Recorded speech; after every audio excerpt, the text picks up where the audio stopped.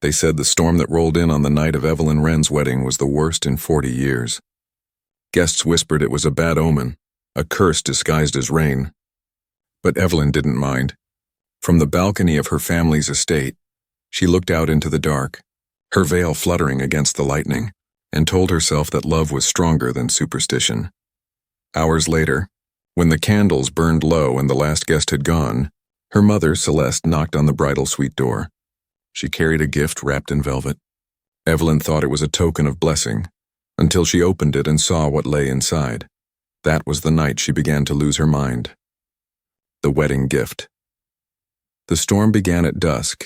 Thunder murmured somewhere over the moors that stretched beyond the Wren family estate, and the sky folded itself into bruised layers of gray and blue. Guests arriving at the gates of Marrowvale Hall, a sprawling Gothic mansion, carved into the cliffs of North Devon, shivered beneath umbrellas as the rain turned from drizzle to sheets of silver.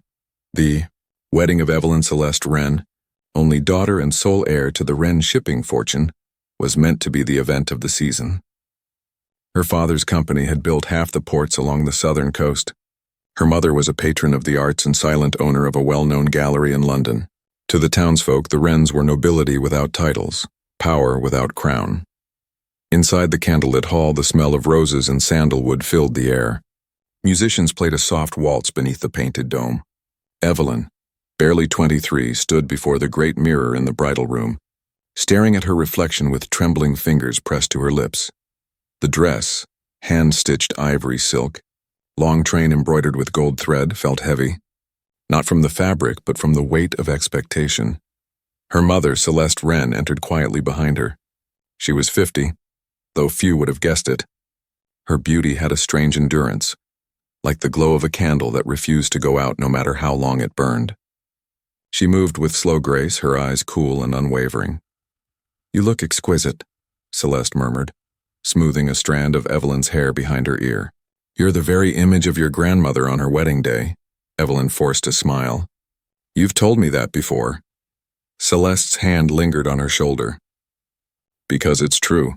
Wrens always marry for love, even when love hurts." Something in her tone, that faint, wistful chill, made Evelyn turn, but her mother was already gone, the hem of her black gown whispering against the marble. The ceremony was held in the chapel wing, a room built from gray stone and stained glass. The priest's voice trembled slightly when the lightning flared behind him, illuminating the groom's face in an almost biblical light. Daniel Ashford, the man Evelyn had chosen.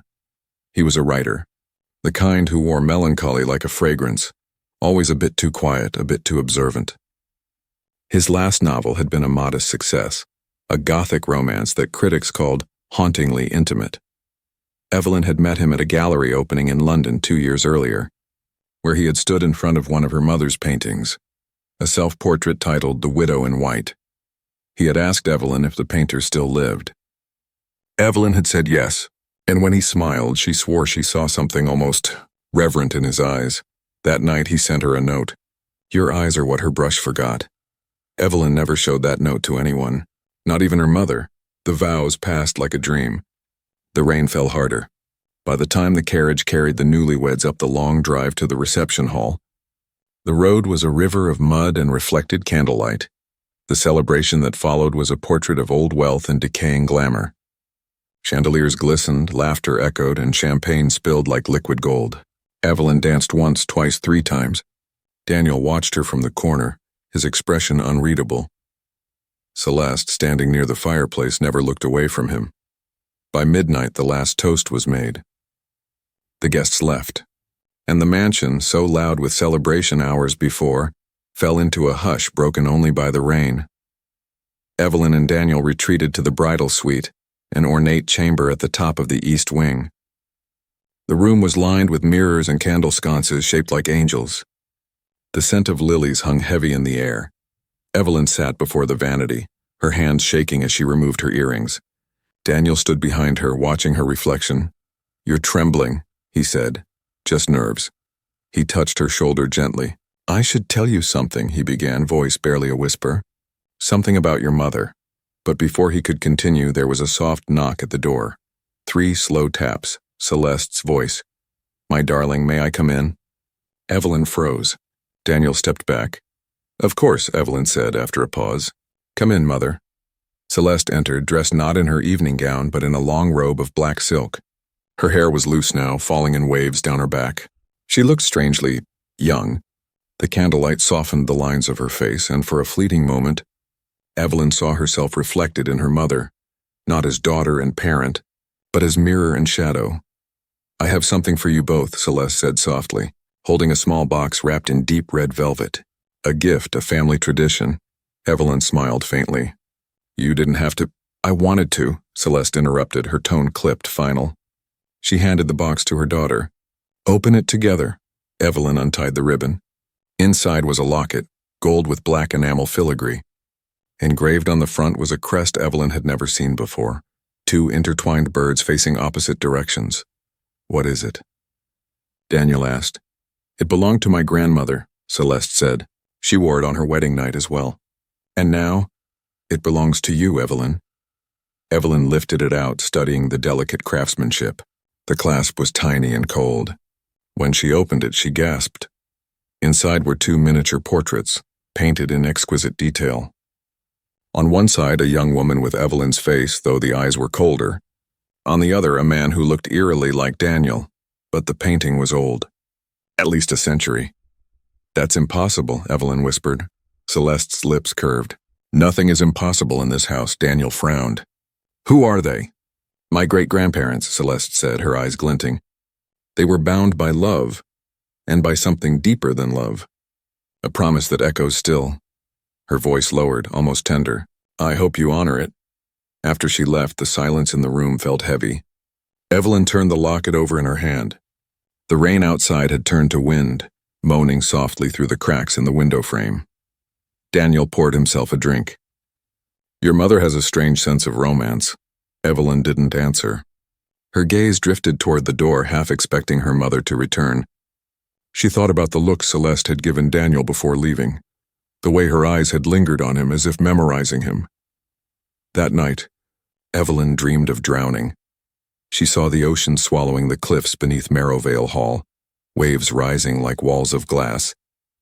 In her dream, Daniel stood beside her on the edge, his hand clasped in another woman's, a woman who turned and had her mother's face. When Evelyn screamed, neither of them turned to look. She woke before dawn to the sound of footsteps in the corridor. Soft, deliberate, familiar. She rose quietly, slipping from the bed without waking Daniel. The air in the hallway was cold, carrying the faint scent of lilies and candle smoke. She followed the sound, down the staircase, past the portraits of her ancestors, their eyes watching in eternal judgment.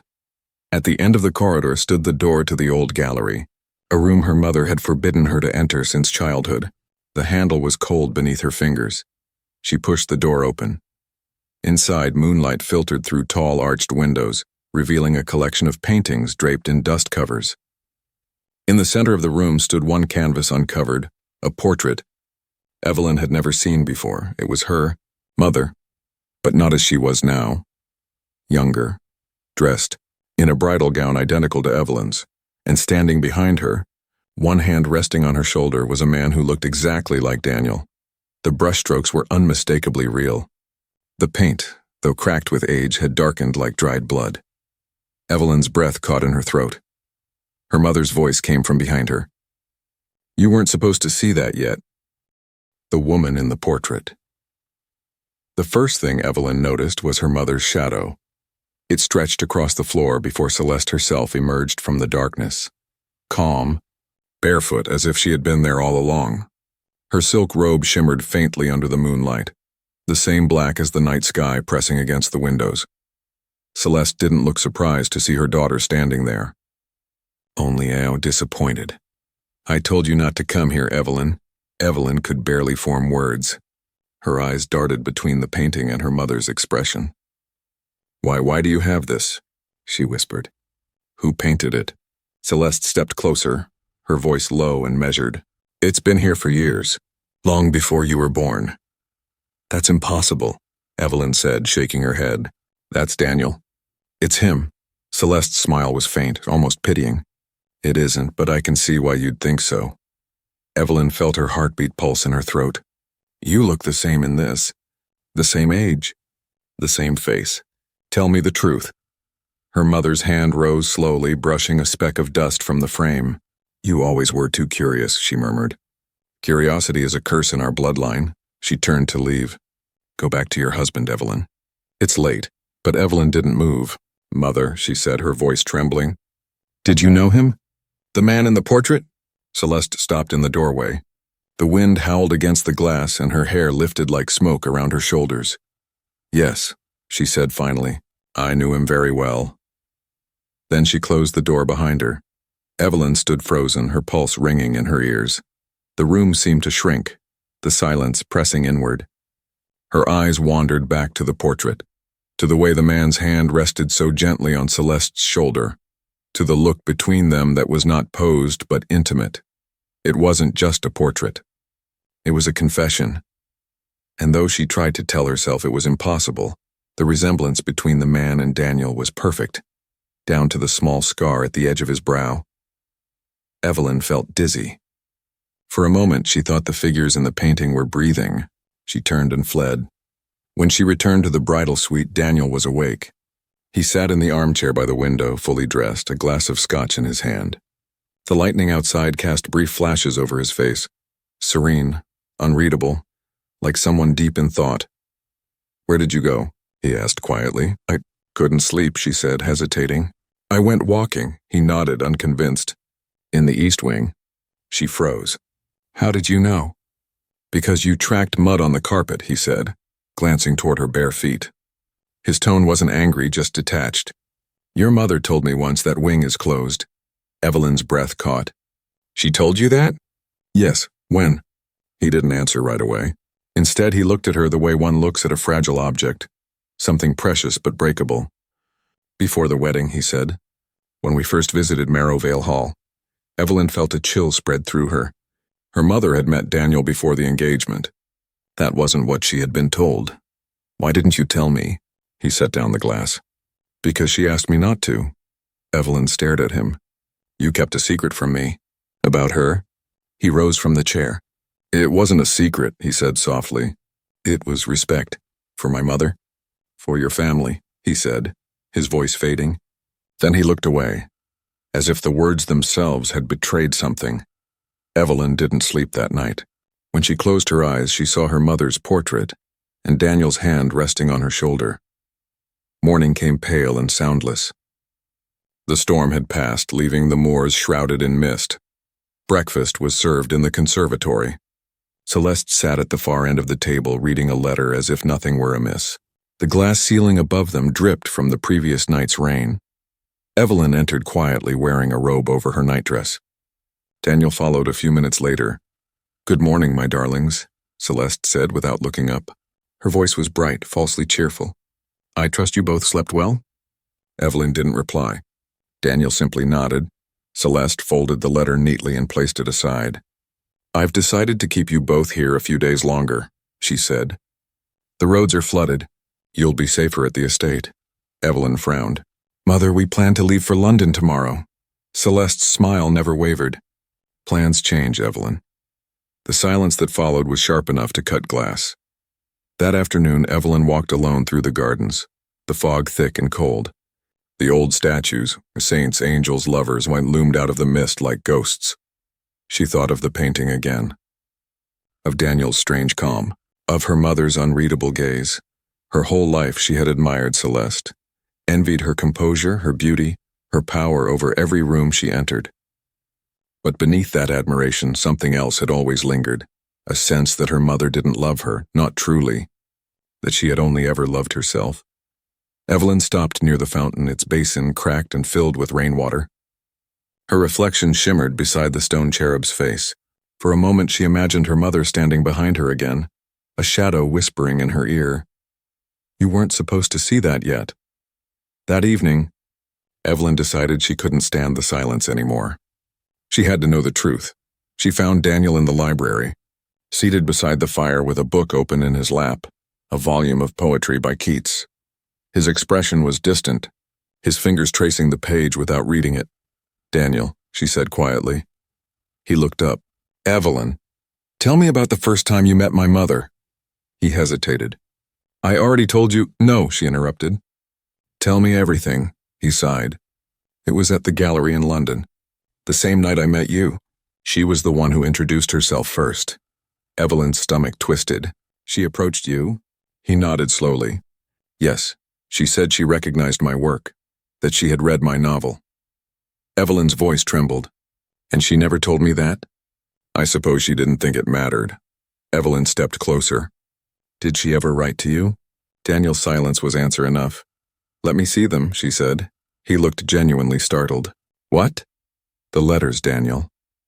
Her voice rose, raw with desperation. I know she wrote to you. I know she did. Let me see them. Daniel closed the book and stood. Evelyn, please, don't lie to me. Her cry echoed through the library. For a long moment they stood facing one another, the firelight flickering between them. Then quietly, Daniel reached into his coat pocket and pulled out a folded envelope. Her mother's handwriting, unmistakable, graceful, cold. Evelyn took it from him with trembling hands and opened it. My dearest Daniel, you remind me of a life I thought I'd forgotten.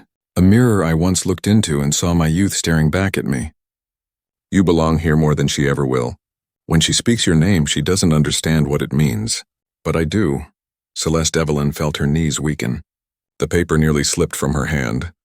She wrote this before we were married. She whispered. Daniel didn't answer. Tears blurred her vision. You loved her, didn't you? No, he said too quickly. Then again, softer. No, I didn't. Evelyn pressed the letter against her chest. Then why keep this?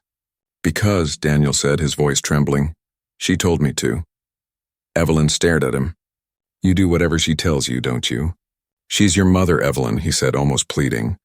You don't understand what she's capable of. Then tell me. Daniel's expression shifted, fear flickering beneath the surface. He took a step closer, lowering his voice. She told me something that night. Something about your family. About why she married your father. About what she had to give up. Evelyn's pulse pounded in her ears. What did she tell you? Before he could speak, a sound came from the hallway, the faint echo of heels on marble. Celeste's voice drifted through the open doorway. Evelyn, dear? Are you awake? Daniel went pale. You shouldn't be here, he whispered. But Evelyn didn't move. Her mother appeared in the doorway, her silhouette framed by candlelight.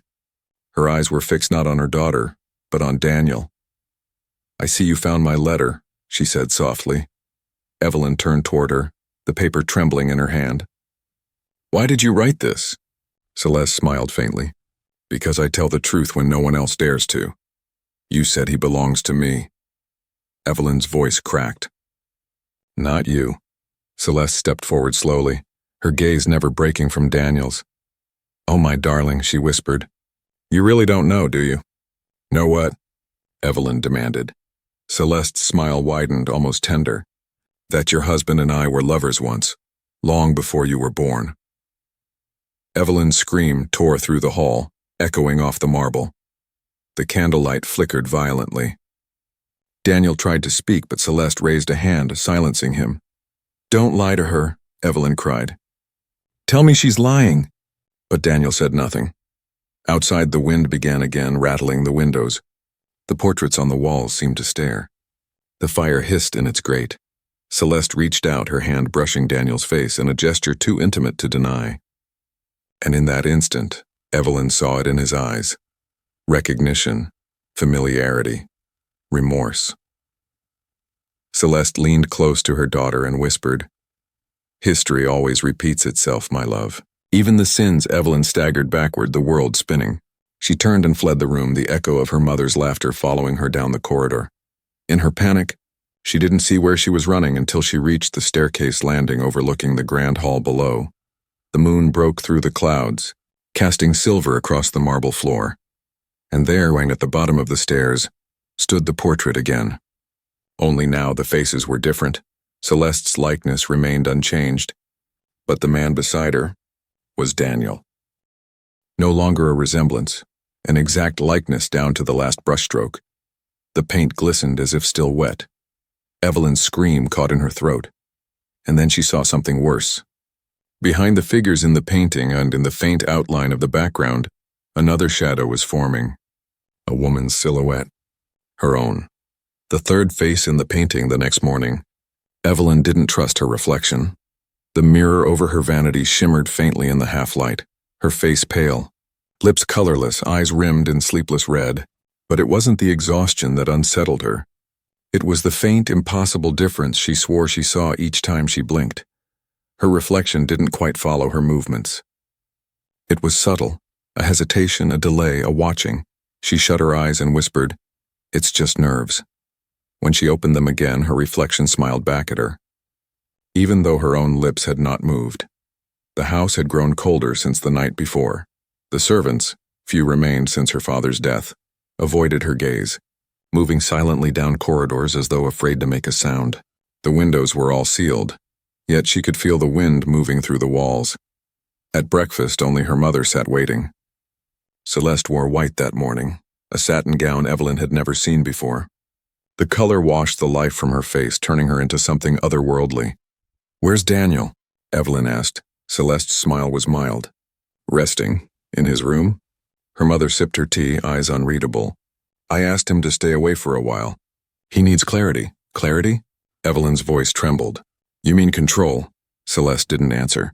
Instead, she set her teacup down with a soft click and said, "You screamed last night." Loudly enough for the house to hear. It frightened the staff. Evelyn's hands clenched around her napkin. "You lied to me. You said he was mine." Celeste's eyes softened, the kind of false tenderness that makes the wound deeper. "He was, for a time." Evelyn stood abruptly. "I won't stay here another night." Her mother tilted her head slightly. "You may try to leave, but Marrowvale doesn't let its women go easily. You'll learn that soon enough." Evelyn fled the room, shaking. The hallways seemed narrower that day. Every painting, every ancestral face watched her as she passed. The storm's silence had given way to a low, constant moan of the sea below the cliffs. She found herself drawn back toward the east wing, despite her fear. Toward the portrait, toward the truth. The door groaned open on its own. Inside, the gallery smelled faintly of turpentine and dust. The air was thick, oppressive, heavy with a silence that seemed to listen. The canvas stood exactly where it had before, draped once again with a white cloth. But Evelyn knew what. She'd seen the night before, the third, shadow forming behind her mother and Daniel. Her hand trembled. As she reached for the cloth, she pulled it away. The painting had changed. Celeste's likeness remained perfect. Daniel's face was no longer merely painted. It looked almost photographic, impossibly real. His eyes seemed alive, the pupils deep and glistening, and behind them both stood Evelyn. Her painted face was pale, frightened, her hand reaching out toward Daniel's shoulder, though neither of the other two figures acknowledged her. But that wasn't what made her stagger backward, it was the signature. In the bottom right corner, written in gold script, E.C. Wren, 1893. Evelyn gasped. E.C. Wren, her own initials. That night, Evelyn found Daniel sitting in the conservatory, smoking in silence. He looked different somehow, more withdrawn, his eyes shadowed. She approached him slowly. "Why didn't you tell me?" He looked up, startled. "Tell you what? That my mother painted that portrait." Daniel frowned. "Your mother didn't paint it." "Yes, she did. Her initials, E.C. Wren," he interrupted softly. "That isn't Celeste. That's Evelyn Constance Wren, your great-grandmother." Evelyn froze. "I've seen her name before," Daniel continued. "In the archives of your family's gallery. There was a letter written about her. She was a painter and a recluse." Evelyn shook her head. "I don't understand." "She married a man named Arthur Ashford," he said. Evelyn's eyes widened. "Ashford," Daniel nodded grimly. "My family name."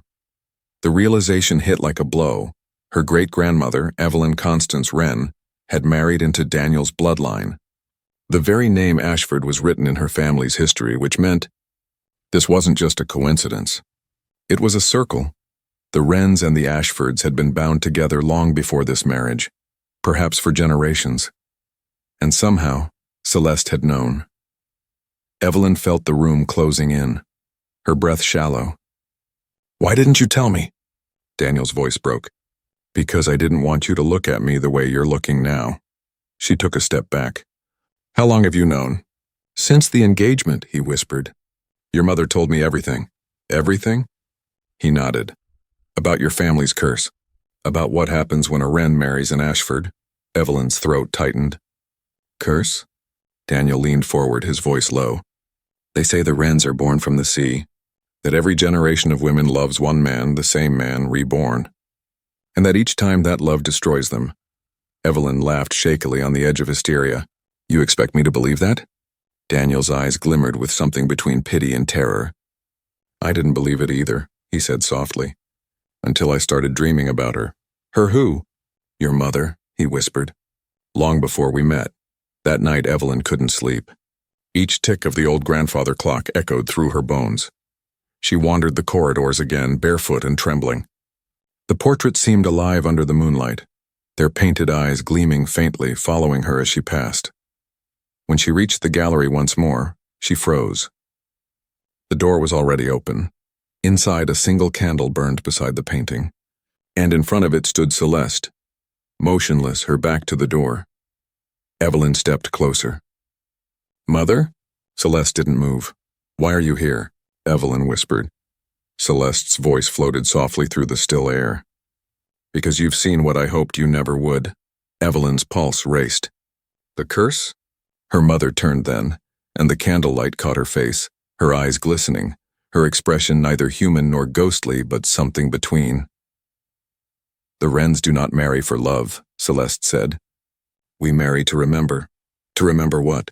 Evelyn whispered. Celeste turned toward the painting. The debt we owe. She reached out and touched Daniel's painted face with a tenderness that made Evelyn's stomach twist. Every Wren woman is born haunted. We are not cursed by men, Evelyn. We are cursed with them. Evelyn's breath trembled. You sound mad, mad.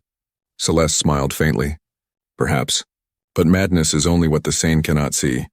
The candle flickered violently. Evelyn stepped closer, staring at the canvas. The painted version of herself seemed to shift, her eyes glistening, her hand moving ever so slightly. She blinked. The figure in the painting had changed. Her painted self was now looking directly at her, expression filled with pleading as though begging to be freed. Evelyn stumbled backward, gasping. Mother, what is this? Celeste only whispered, She's waking up. Who is? You. A noise echoed behind them, a soft thud like a footstep in the hall. Daniel's voice came from the doorway, hoarse, trembling. Evelyn, he said, don't look at it. She turned toward him. You knew, didn't you, that this would happen? He shook his head, stepping closer.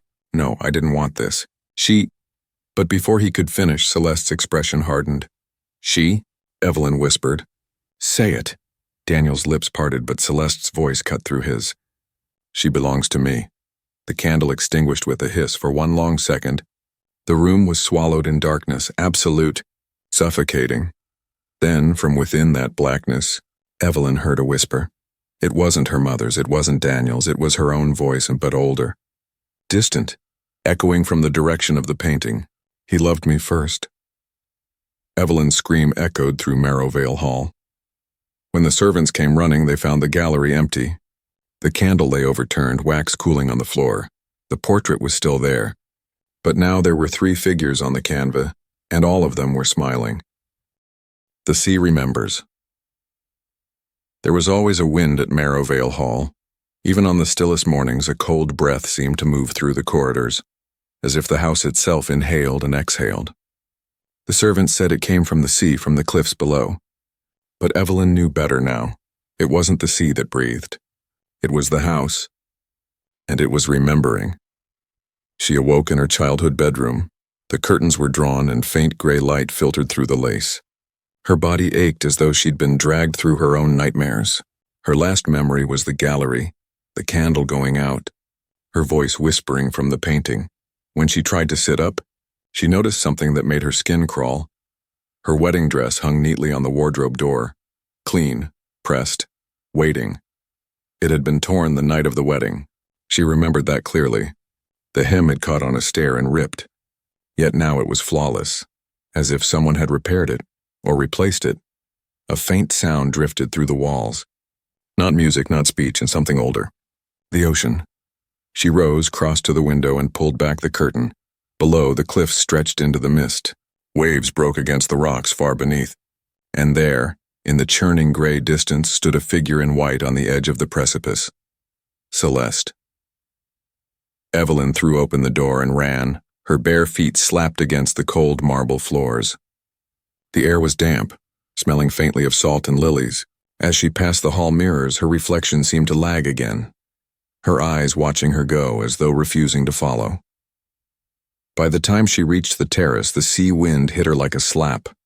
The figure stood motionless at the cliff's edge, her gown whipping violently around her. "Mother," Evelyn shouted. Celeste didn't turn. "Please, what are you doing?" When Celeste finally spoke, her voice was calm, almost serene. "Do you hear it? The waves?" Evelyn cried. "No," Celeste said softly. "The calling." Evelyn's heart pounded. "Mother, please step away." Celeste smiled faintly, her hair tangled by the wind. "It's been waiting for us," she whispered. "For generations. You can't hear it yet, but you will." "What are you talking about?" Evelyn begged. Celeste looked over her shoulder, her expression almost kind. "When you married him," she said, "you woke it up." "Woke what up?" Celeste's eyes glimmered. "The memory." She took another step toward the edge, and for a moment Evelyn thought she would throw herself off.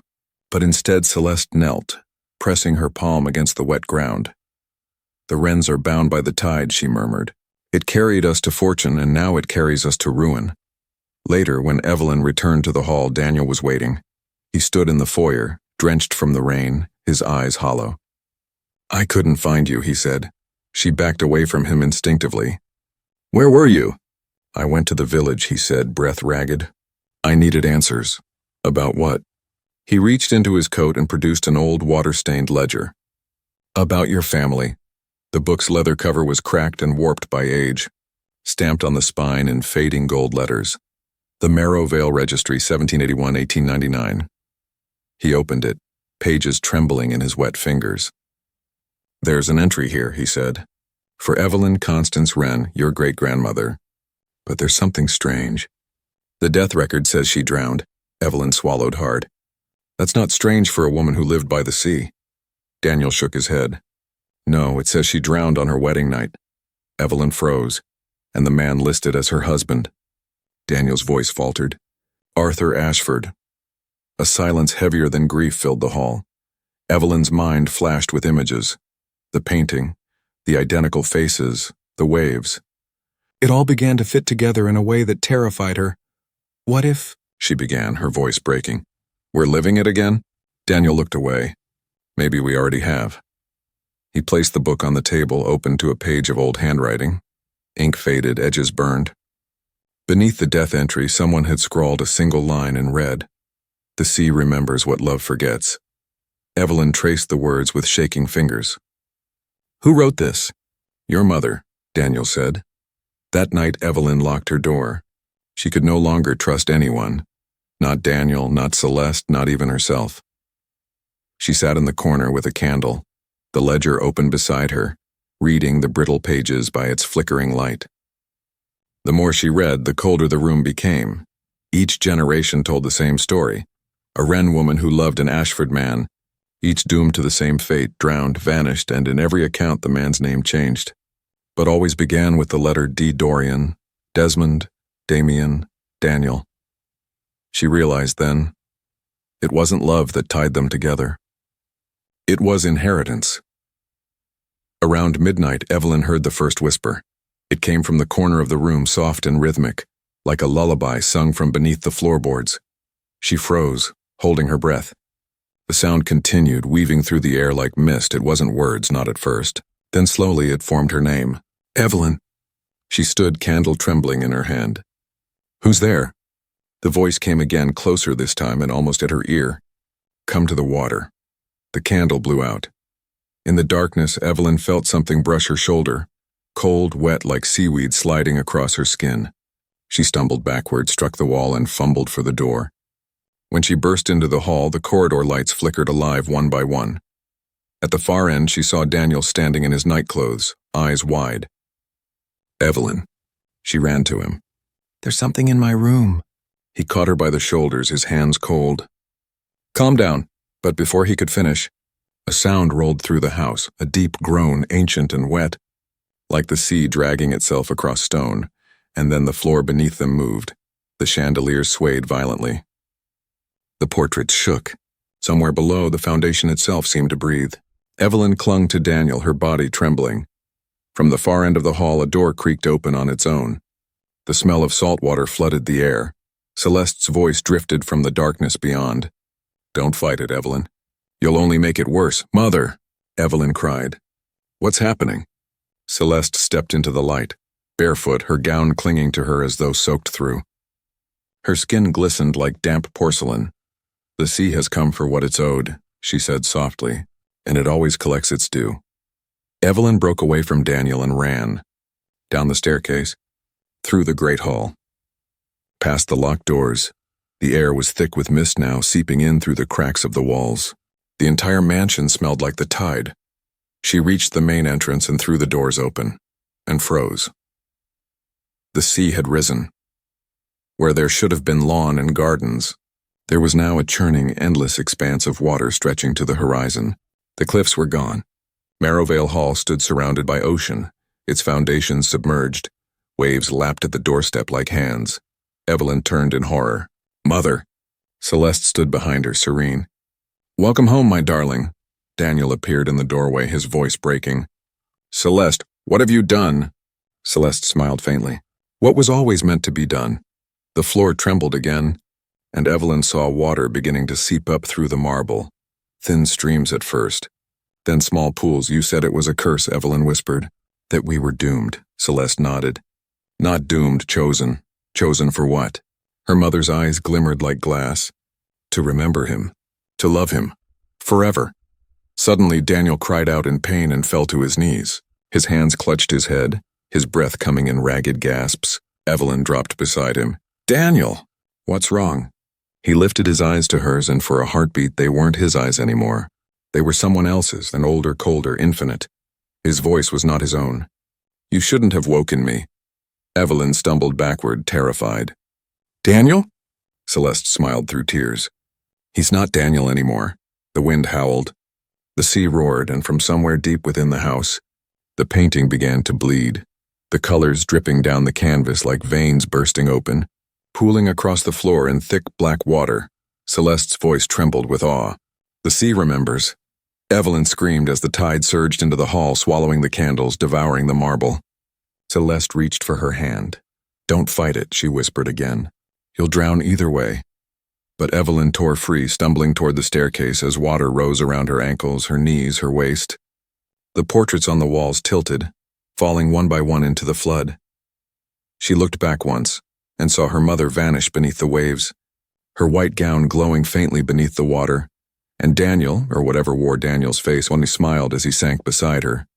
Evelyn screamed and clutched the banister, hauling herself upward as the house filled with seawater. When she reached the landing, she turned, gasping, and saw her reflection in the window. Only it wasn't her reflection. It was the other Evelyn. The painted one. Her lips moved soundlessly, and for a moment Evelyn thought she was praying. Then faintly she heard the words through the glass. "It's your turn now." The bride beneath the waves. The house was sinking. Not all at once, but slowly, deliberately, as though it had decided to return to the sea. Evelyn clung to the staircase railing, watching the water claim the lower floors. The chandeliers flickered and hissed as their flames died. The portraits had come loose from their hooks and floated face down like corpses. The air reeked of salt and decay, and somewhere beneath it all, she could still hear her mother's voice whispering through the waves. "You'll drown either way." She screamed until her throat was raw. "Daniel!" No reply. Only the deep rhythmic pulse of the ocean, like a heartbeat echoing from below. She stumbled into the corridor, water dripping from her gown, the marble floor slick with sea foam. The walls were warped with moisture, paint bubbling like skin under fever. The house groaned as though alive, shifting with every breath of the tide. As she reached the top of the grand staircase, she froze. Standing at the far end of the hall was Daniel. Or what used to be him. He was drenched, barefoot, shirt clinging to his chest. His eyes were darker now, deeper, hollowed by something ancient and merciless. and though he looked at her, she could tell he didn't see her. "Daniel," she whispered, "please." He tilted his head slightly as if trying to remember her face. "Evelyn," he said softly, but his voice was layered as though more than one person spoke through him. She took a cautious step forward. "We have to leave." The house isn't sinking," he interrupted. "It's remembering." He reached out his hand, palm trembling, and she saw faint symbols etched into his skin. Sigils drawn in black ink, the same design engraved on the old locket Celeste had given her. "Your mother tried to save you from it," he said quietly, "but you're already bound." "Bound to what?" "To me," he whispered. "To all of me." Evelyn shook her head violently. "No, you're not him. You're not Daniel. You're something else." He smiled faintly, not cruelly but sadly, almost tenderly. "You said those same words before," he murmured. "Before what?" "Before you died." The corridor lights burst all at once, plunging them into darkness. A gust of freezing wind surged through the hall, bringing with it the scent of salt and lilies. The water below roared as it rose another inch. Evelyn backed away, trembling. "Stay away from me," she whispered, but Daniel only smiled, stepping closer. "You always say that, and you always come back." She turned and ran. The mansion had become a maze. Doors led to rooms that shouldn't exist. Hallways looped back into themselves. Everywhere she turned, she found reflections of herself, in mirrors, in the glass, in the water. Some looked older, some younger. Some still, others whispering things she couldn't bear to hear. "He will never be yours." She loved him first. "You are the last." Evelyn clutched her head, screaming, until the voices faded into the sound of crashing waves. When she finally stopped running, she found herself in the old chapel wing, the same room where she'd spoken her vows. The altar was half submerged. Candles floated on the surface of the water, their flames still miraculously burning, and at the center of it all, knee-deep in seawater, stood Celeste. Her mother looked serene, peaceful even. The candlelight shimmered against her soaked hair, framing her like a saint in a ruined cathedral. "Mother," Evelyn whispered. Celeste turned, smiling faintly. "You found him, didn't you?" "I don't know what he is." Celeste nodded, eyes distant. "That's because you've never remembered." Evelyn's hand shook. "Remembered what?" Celeste stepped closer, placing a wet hand on her daughter's cheek. "That you were the first, Evelyn. Long before I was born. Long before Daniel was Daniel. You were the one who loved him, and the one who cursed us all." Evelyn recoiled. "That's not true." Celeste's smile was sorrowful. "It is. I found your name in the family ledgers, carved in your great-grandmother's own hand. Evelyn Constance Wren. The curse began with you." Evelyn's knees weakened. "No. The sea gave you what you wanted," Celeste continued softly. "It gave you him, again and again. But each time he returns, he forgets you, until one of us finds him. That's why I married your father, Evelyn. To delay it, to protect you from remembering." Her voice trembled, breaking for the first time. "But when you met him, when I saw the way he looked at you, I knew the sea had found you again." Celeste sank to her knees, the water rippling around her, "and I couldn't bear to lose him a second time." The sound of waves deepened. Evelyn turned toward the chapel doors, wider eyes, and froze. Daniel was standing there. Only now he looked different, almost ancient. His skin had paled to the color of driftwood, his eyes black as the depths beneath the cliffs. The sigils on his arms glowed faintly with a sickly light. Celeste rose slowly, smiling through tears. "You came back." Daniel looked at her, not lovingly but knowingly. "Every tide returns," he said. "Every debt must be paid." Evelyn backed away, her voice trembling. "Daniel, please." He raised his eyes to hers. "You asked the sea to make him love you forever," he whispered. "You offered your soul, and the sea accepted."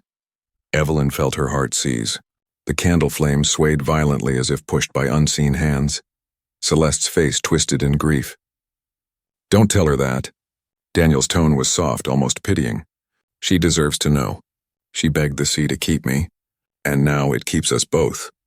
He looked at Evelyn again, and for a moment his expression was tender. "Do you remember now?" Evelyn's vision blurred. Images flooded her mind. Not memories, but echoes. A woman in white standing on the same cliff, her veil torn by wind. A storm breaking overhead. A man's body washing ashore 3 days later. and a voice more her own, whispering through the storm, "If I can't have you in life, I'll find you in death." Evelyn fell to her knees, clutching her head. Celeste knelt beside her, sobbing. "Now you see why I tried to keep you apart," she said. "Why I shared him. I thought if I took him, the sea would forget you."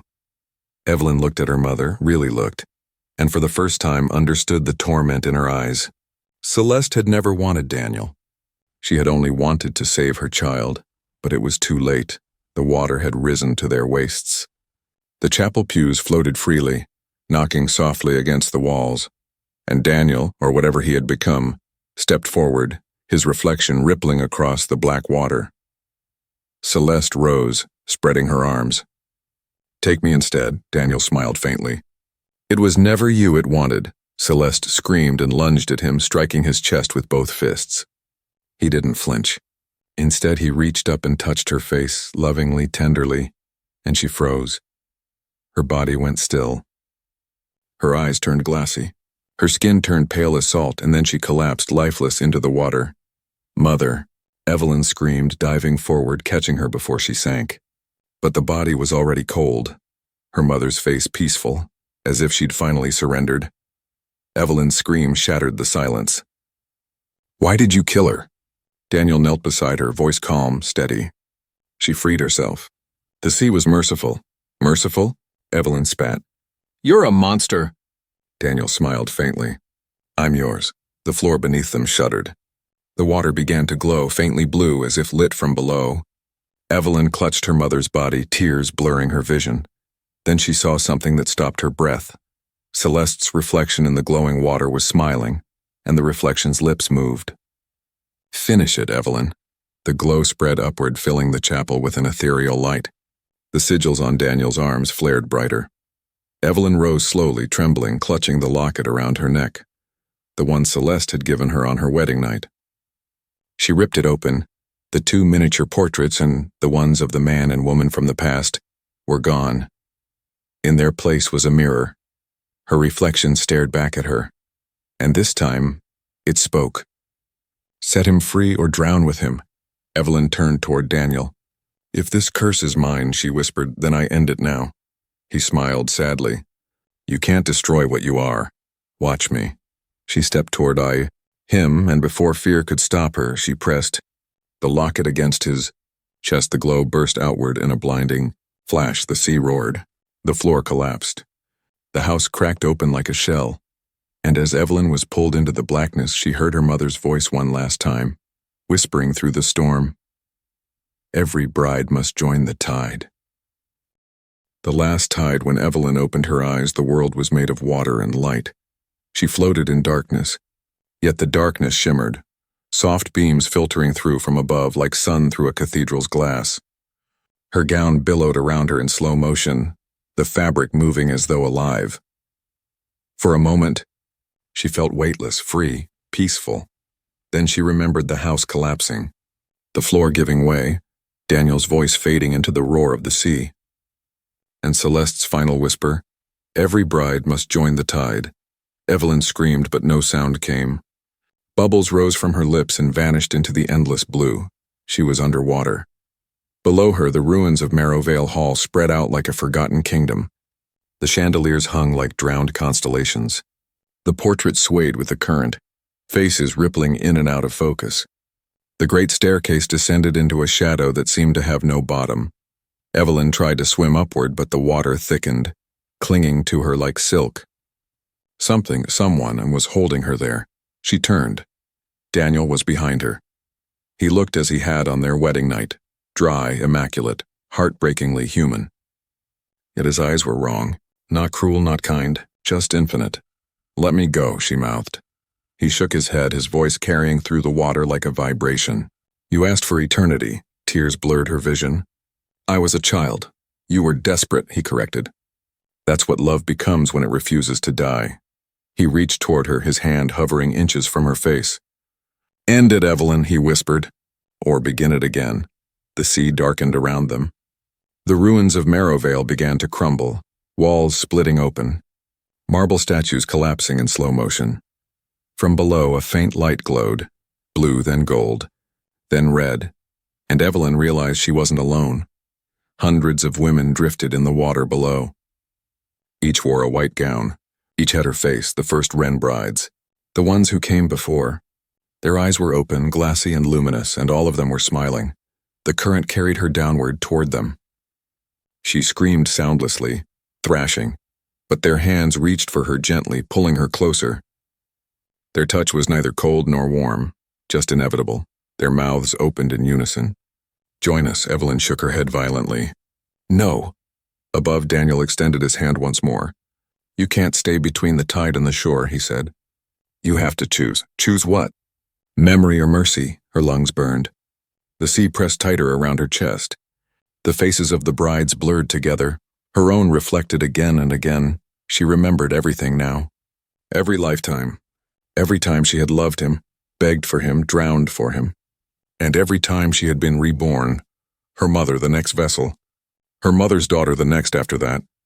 Celeste had tried to break the cycle by taking Daniel for herself. Not out of cruelty, but sacrifice.